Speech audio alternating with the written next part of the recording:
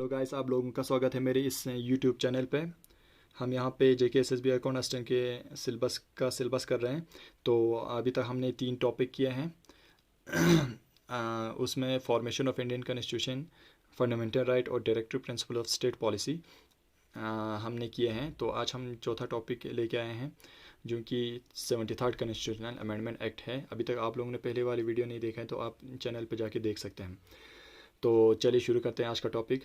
73rd constitutional amendment act ये किस बारे में है? ये constitutional amendment act local self government के बारे में, वो भी रूरल एरिया में लोकल सेल्फ गवर्नमेंट के बारे में। It deals with rural local self government.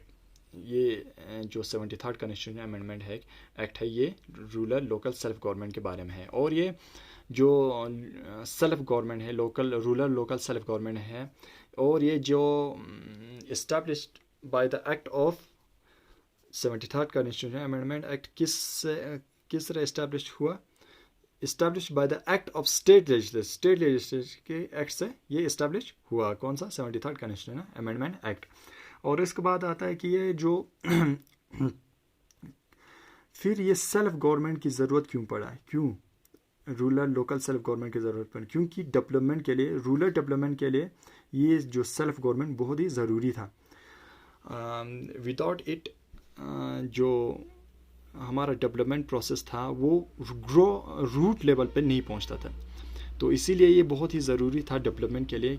किसका? रूरल का। क्योंकि विलेज में इतना ज़्यादा तक, अगर हम सेंटर की बात कर रहे हैं तो सेंटर से लेके विलेज तक पहुंचने तक काफ़ी वहाँ पे प्रॉब्लम आ जाता है, तो वहाँ तक पहुंच ही नहीं पाता है। इसीलिए हमारे कॉन्स्टिट्यूशन में 73rd कॉन्स्टिट्यूशन अमेंडमेंट एक्ट लाया गया है, जो कि रूरल लोकल सेल्फ गवर्नमेंट, जो विलेज खुद को अपना गवर्नेंस चलाने का मौका देता है और उनको पावर देता है उनके लिए।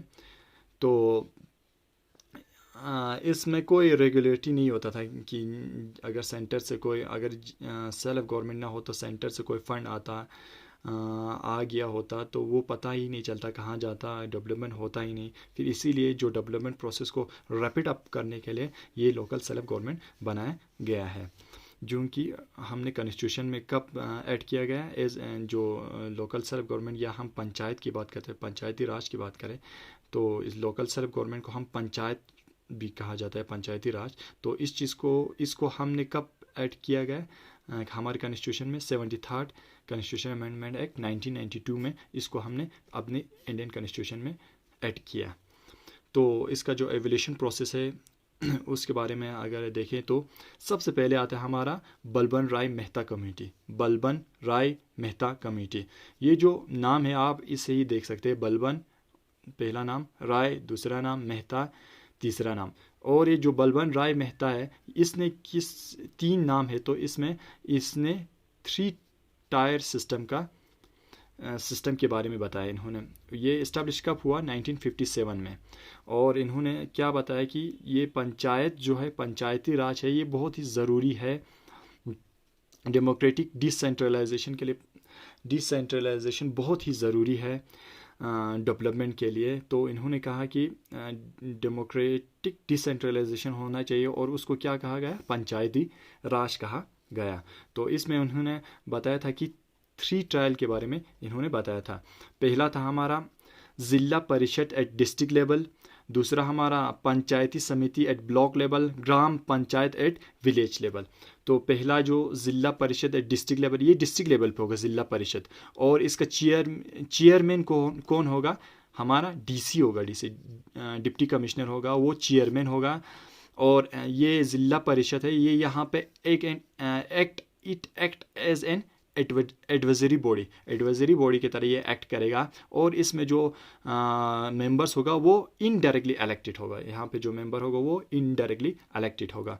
और उसके बाद आता है हमारा पंचायती समिति एट ब्लॉक लेवल। ये ब्लॉक लेवल पे, जो ऊपर वाला था वो डिस्ट्रिक्ट लेवल पे था, अब ये ज़िला परिषद हमारा डिस्ट्रिक्ट लेवल पे था, पंचायत समिति एट ब्लॉक लेवल पे। और ये हमारा ऊपर वाला जो था, जो ज़िला परिषद था, वो एक एडवाइजरी बॉडी की तरह एक्ट कर रहे थे। तो यह जो अभी पंचायत समिति है वो एज एन एग्जीक्यूटिव बॉडी की तरह एक्ट कर रहे हैं, और इसमें भी जो मेंबर होंगे वो इनडायरेक्टली इलेक्टेड होंगे। तो उसके बाद हमारा थर्ड आता है ग्राम पंचायत। जो कि विलेज लेवल पे, जो लोअर सबसे लोअर है वो ग्राम पंचायत है और वो विलेज लेवल पे होता है। इसमें जो मेंबर्स होंगे वो डायरेक्टली इलेक्टेड होंगे। तो हमारे बलवंत राय मेहता कमेटी ने क्या कहा, ये इस्टेब्लिश हुआ 1957 में और इसने 3 टायर सिस्टम के बारे में बताया। और जो 3 टायर सिस्टम है ये सबसे पहले 2 अक्टूबर को 2 अक्टूबर जब गांधी जयंती होता है 2 अक्टूबर 1959 को नागौर डिस्ट्रिक्ट राजस्थान में सबसे पहले ये 3 टायर पंचायत सिस्टम को वहाँ पे इस्टेब्लिश किया, उन्होंने अडॉप्ट किया 3 टायर पंचायत सिस्टम। तो ये जो पंचायत सिस्टम था ये हमारा जो फादर ऑफ नेशन था महात्मा गांधी, इनका भी यही कहना था कि यहाँ पे ग्रॉस रूट लेवल पे भी एडमिनिस्ट्रेशन होना चाहिए, वो भी सेल्फ गवर्नमेंट होना चाहिए। इसीलिए इस चीज़ को अडॉप्ट किया कब, 2 अक्टूबर 1959 को। इसके बाद आता है हमारा सेकंड आता है हमारा अशोक मेहता कमेटी, जो कि दिसंबर 1977 में इस्टेब्लिश हुआ। और इसने जो पहले हमारा बलवंत राय मेहता था उन्होंने 3 टायर की बात किया था, और यहाँ पे अशोक और मेहता है ना, तो 2 नाम ही है। तो इसने क्या किस बारे में कहा, 2 टायर के बारे में कहा, 2 टायर सिस्टम के बारे में कहा। तो 2 टायर में क्या था, एक तो जिला परिषद थे एट डिस्ट्रिक्ट लेवल पे, जो उनकी बलवंत राय मेहता कमेटी ने भी कहा था कि जिला परिषद एट डिस्ट्रिक्ट लेवल, मगर वहाँ पे वो जो जिला परिषद था डिस्ट्रिक्ट लेवल पे वो एक एडवाइजरी बॉडी की तरह था, यहाँ पे एक एग्जीक्यूटिव बॉडी की तरह है, यहाँ पे एग्जीक्यूट करने वाली बॉडी है यहाँ पे जिला परिषद एट डिस्ट्रिक्ट लेवल। और इन्होंने जो वहाँ पे जो बलवंत राय मेहता कमेटी में पंचायत समिति था ब्लॉक लेवल पे, उस चीज़ को खारिज किया है। तो इन्होंने यहाँ पे सीधे मंडल पंचायत, सेकंड वाला मंडल पंचायत होना चाहिए बोला इन्होंने, और वो भी टोटल पॉपुलेशन ऑफ या 15,000 से 20,000 का पॉपुलेशन जहाँ होगा वहाँ पे मंडल पंचायत होना चाहिए बोल के इन्होंने इस कमेटी के अंदर बोला। तो इसके अलावा इन्होंने पावर ऑफ टैक्सेशन होना चाहिए बोला इन्होंने, जो ये पंचायत है इनको अपने जगहों से टैक्स वसूल करने का पावर होना चाहिए। और इन्होंने पहली बार कहा कि नया पंचायत होना चाहिए separate body, as an separate body, वहाँ पे जो जस्टिस है वो देने के लिए नया पंचायत होना चाहिए, इस कमेटी द्वारा कहा गया। इस कमेटी ने और एक पॉइंट कहा कि जो चीफ इलेक्टोरल ऑफिसर है वो होना चाहिए, किस लिए, इलेक्शन के लिए, इलेक्शन को करने के लिए चीफ इलेक्टोरल ऑफिसर होना चाहिए। इसके बाद इन्होंने कहा पहली बार seat for SC and ST as per population, और जो अशोक मेहता कमेटी ने कहा कि रिजर्व सीट होना चाहिए पॉपुलेशन के हिसाब से, किन किन को SC और ST कैटेगरी के जो लोग हैं उनको रिजर्व सीट होना चाहिए ताकि वो लोग भी बराबर पार्टिसिपेट कर पाए। इसके बाद आता है इसी कमेटी द्वारा कहा गया कि मिनिस्ट्री ऑफ पंचायत राज का अलग सा मिनिस्ट्री होना चाहिए। ये चीज़ भी किस में कहा गया, अशोक मेहता कमेटी में कहा गया। और लास्ट इन्होंने कहा कि कॉन्स्टिट्यूशनल रिकॉग्नाइजेशन भी होना चाहिए किसका, पंचायती राज का। तो इसके बाद आता है हमारा तीसरा आता है हमारा थर्ड आता है हमारा GVK रॉय कमेटी। इस कमेटी के द्वारा क्या कहा गया, ये कमेटी जो ये अपॉइंट किया गया, ये प्लानिंग कमीशन द्वारा अपॉइंट किया गया और 1985 में ये कमेटी इस्टेब्लिश हुआ, अपॉइंट किया गया।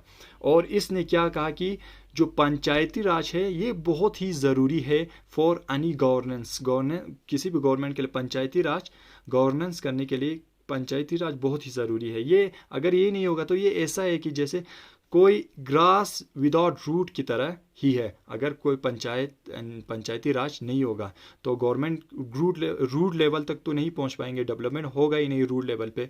तो इसलिए ये सेल्फ गवर्नमेंट होना बहुत ज़रूरी है रूरल एरिया में, रूरल डेवलपमेंट के लिए इन्होंने GVK रॉय कमेटी ने कहा। और GVK रॉय कमेटी ने पहली बार कहा कि रेगुलर इलेक्शन होना चाहिए, कुछ फिक्स 10 ईयर के बाद, हम फिक्स 10 ईयर के बाद रेगुलर इलेक्शन होना चाहिए। किसके लिए, पंचायत राज के लिए, पंच के लिए, वगैरह वगैरह के लिए। तो इसके बाद हमारा आता है fourth LM Singhvi committee. LM Singhvi committee क्या बोलता है, ये इस्टेब्लिश हुआ ठीक जी के रॉय कमेटी के एक साल बाद, ये हुआ था 1985 में, ये हो गया 1986 में। और इस वक्त किसका गवर्नमेंट चल रहा था? राजीव गांधी गवर्नमेंट चल रहा था इंडिया में। तो इन्होंने कहा कि ये जो first time LM Singhvi committee ने कहा कि ये ज़रूरी तौर पर कॉन्स्टिट्यूशनली रिकॉग्नाइज होना चाहिए, पूरे हमारे कॉन्स्टिट्यूशन में होना चाहिए, और इस चीज़ का प्रोटेक्शन और प्रिजर्वेशन का के लिए नया चैप्टर ऐड करना चाहिए बोल के इस कमेटी द्वारा गया। सबसे फर्स्ट टाइम कॉन्स्टिट्यूशनल रिकॉग्नाइजेशन की बात किसने की? LM सिंघवी कमेटी ने की। तो एज ए न्यू चैप्टर होना चाहिए बोल के पहली बार इन्होंने किया। इससे पहले हमारे जो कॉन्स्टिट्यूशनल रिकॉग्नाइजेशन के बाद हमारा अशोक मेहता कमेटी में भी कहा गया था, मगर first time as a new chapter पूरी तरह किसने कहा? LM सिंघवी कमेटी ने कहा। और इन्होंने कहा न्याय पंचायत की बात की, न्याय पंचायत के बाद जिसका अशोक मेहता कमेटी में बात किया गया था, मगर इन्होंने कहा कि इस कमेटी द्वारा कहा गया कि जो क्लस्टर ऑफ विलेज होगा, कुछ 2, 3 या 4, 5 विलेज के ऊपर एक नया पंचायत होना चाहिए बोल के इन्होंने इस कमेटी द्वारा रिकमेंडेड किया। तो उसके बाद इन्होंने एम्फेसाइज किया कि ग्राम पंचायत, ज़्यादातर ग्राम पंचायत पे इन्होंने का स्ट्रेस दिया, जो सबसे 3 टायर सिस्टम में सबसे लोअर था ग्राम पंचायत विलेज लेवल पे। तो उसके बाद आता है हमारा 5th जो आता है, वो आता है हमारा थोंगोन कमेटी 1988। जो थोंगन कमेटी है, इसने रिकमेंडेड किया है कॉन्स्टिट्यूशनल रिकॉग्नाइजेशन की बात भी इसने किया। इसने 3 टायर की बात किया, 3 टायर होना चाहिए बोल के, जो उनकी पहले वाले सबसे फर्स्ट इस कमेटी में कहा गया था।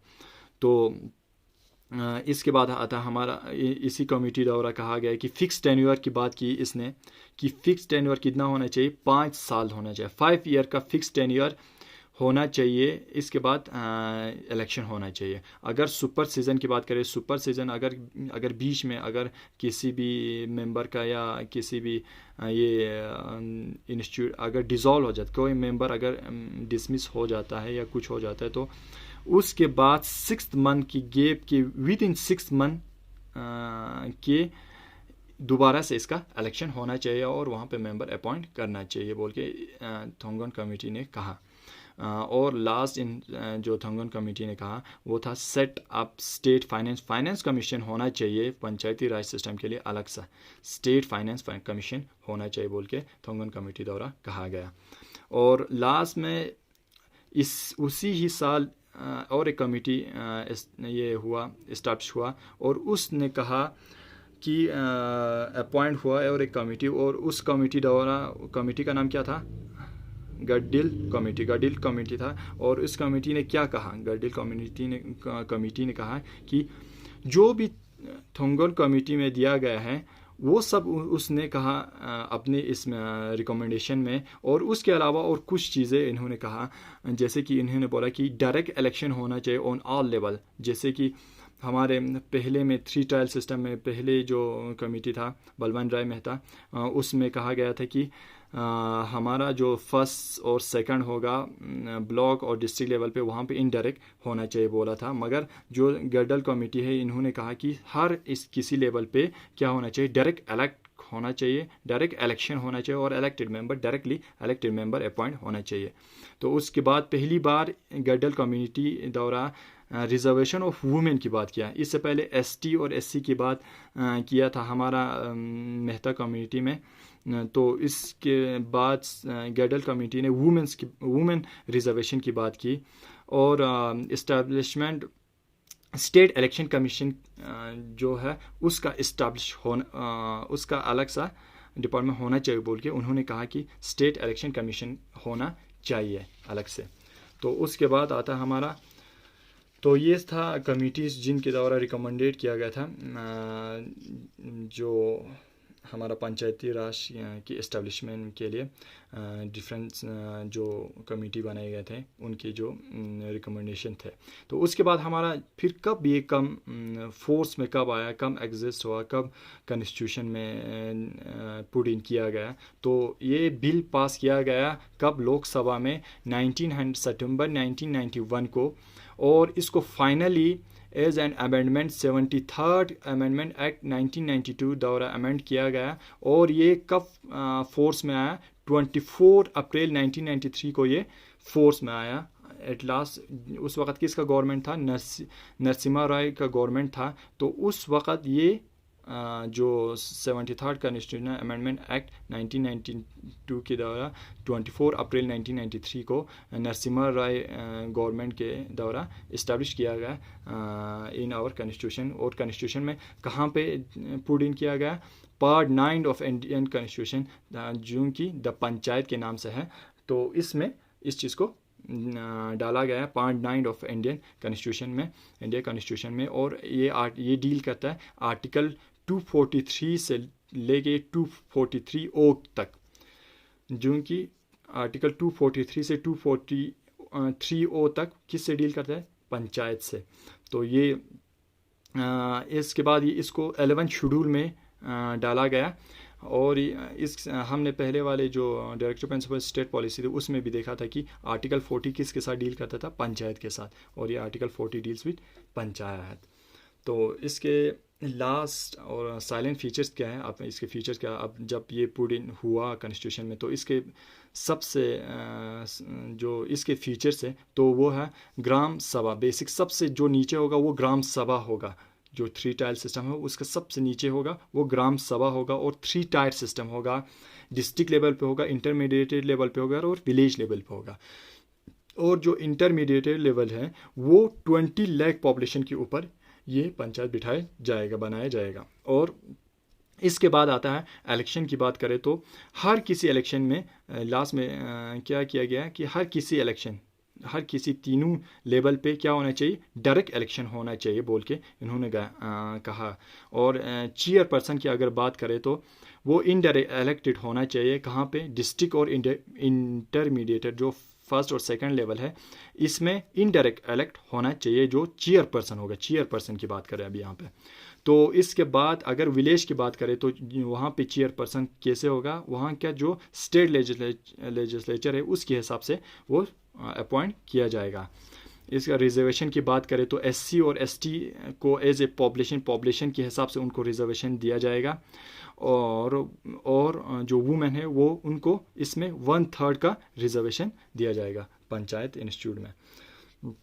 तो लास्ट आता है कि जो स्टेट इलेक्शन कमीशन है उसको कौन अपॉइंट करेगा? फिर स्टेट इलेक्शन कमीशन को उसको गवर्नर अपॉइंट करेगा। उसका सर्विस और टेन्योर भी गवर्नर द्वारा तय किया जाएगा। गवर्नर मतलब फिक्स करेंगे सर्विस और टेन्योर। और इस जो इलेक्शन का जो स्टेट इलेक्शन कमीशन है इसको कौन रिमूव कर सकता है? इसको जज ऑफ हाई कोर्ट इसको रिमूव कर सकता है। होप आप लोगों को समझ में आया होगा। अगर वीडियो अच्छा लगा तो लाइक, शेयर और सब्सक्राइब ज़रूर करें। मिलते हैं अगले टॉपिक के साथ अगली वीडियो में। तब तक के लिए goodbye and take care.